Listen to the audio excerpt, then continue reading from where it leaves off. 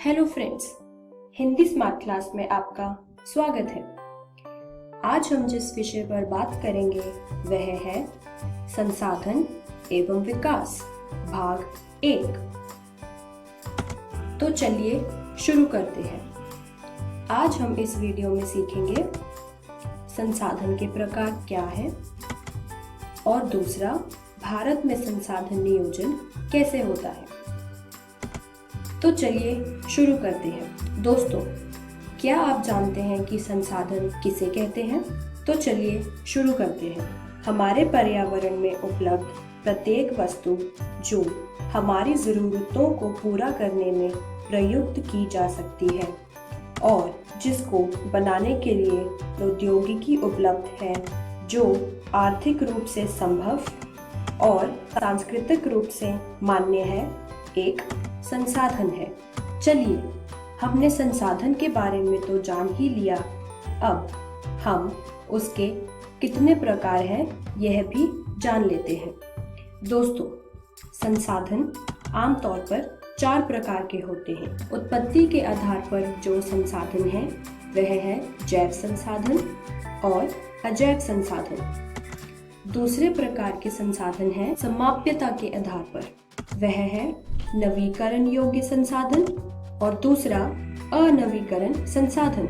तीसरे प्रकार के संसाधन का नाम है स्वामित्व के आधार पर, जिसमें व्यक्तिगत संसाधन, सामुदायिक स्वामित्व वाले संसाधन, राष्ट्रीय संसाधन और अंतर्राष्ट्रीय संसाधन आते हैं। दोस्तों, चौथी प्रकार के संसाधनों का नाम है विकास के स्तर के आधार पर संसाधन, जिसमें संभावी संसाधन, दूसरा विकसित संसाधन, तीसरा भंडार और चौथा संचित कोष। दोस्तों, यह है संसाधन के प्रकार। तो चलिए अब हम एक एक करके इसके प्रकारों के आगे प्रकार कितने हैं वह भी जान लेते हैं। सबसे पहला है उत्पत्ति के आधार पर। उत्पत्ति के आधार पर 2 संसाधन हैं। पहला जैव संसाधन और दूसरा अजैव संसाधन। इन संसाधनों की प्राप्ति जीव मंडल से होती है और इनमें जीवन व्याप्त है, जैसे मनुष्य, वनस्पति, प्राणीजात, पशुधन और मत्स्य जीवन। अजैव संसाधन में वे सारे संसाधन जो निर्जीव वस्तुओं से बने हैं आते हैं, जैसे चट्टानें और धातु। दोस्तों, यह थे कुछ उत्पत्ति के आधार पर संसाधन।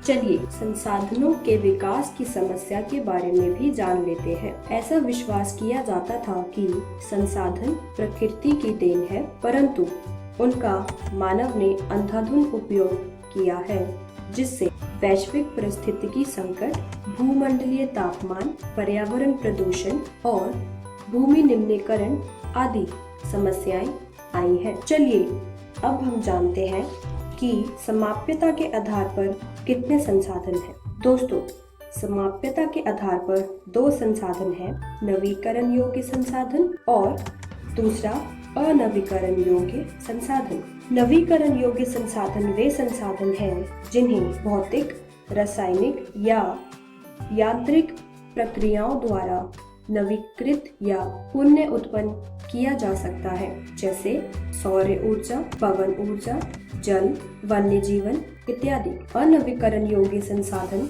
का विकास एक लंबे भूवैज्ञानिक अंतराल में होता है। खनिज और जीवाश्म ईंधन इस प्रकार के संसाधनों के उदाहरण हैं। चलिए दोस्तों, अब हम जान लेते हैं कि स्वामित्व के आधार पर कौन से संसाधन होते हैं। दोस्तों, स्वामित्व के आधार पर 2 संसाधन हैं।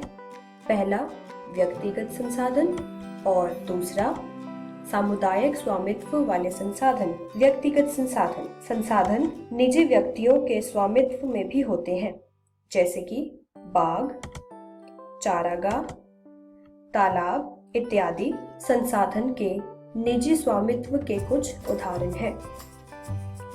सामुदायिक स्वामित्व वाले संसाधन। यह संसाधन समुदाय के सभी सदस्यों को उपलब्ध होते हैं। नागरिक क्षेत्रों में इन्हें सार्वजनिक पार्क, पिकनिक स्थल, खेल के मैदान इत्यादि वहां रहने वाले सभी लोगों को उपलब्ध होते हैं। विकास के स्तर के आधार पर 4 संसाधन हैं।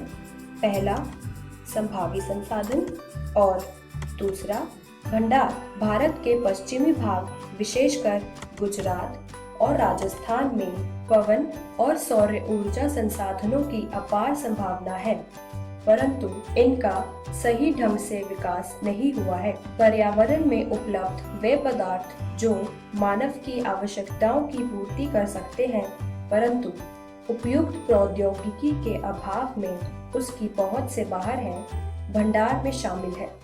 जैसे जल दो ज्वलनशील गैसों जैसे कि हाइड्रोजन और ऑक्सीजन का यौगिक है तथा यह ऊर्जा का मुख्य स्रोत बन सकता है, परंतु इस उद्देश्य से इनका प्रयोग करने के लिए हमारे पास आवश्यक तकनीकी ज्ञान नहीं है। दोस्तों, विकास के स्तर के आधार पर दो और संसाधन हैं जिनका नाम है विकसित संसाधन और संचित कोश। चलिए अब जानते हैं कि संसाधनों के विकास की क्या क्या समस्या आती है। ऐसा विश्वास किया जाता था कि संसाधन प्रकृति की देन है, परंतु उनका मानव ने अंधाधुंध उपयोग किया है, जिससे कई समस्याएं आई हैं, जैसे कि वैश्विक पारिस्थितिकी संकट, भूमंडलीय तापमान, पर्यावरण प्रदूषण, भूमि निम्नीकरण आदि। दोस्तों, क्या आपने ब्राजील शहर का नाम सुना है?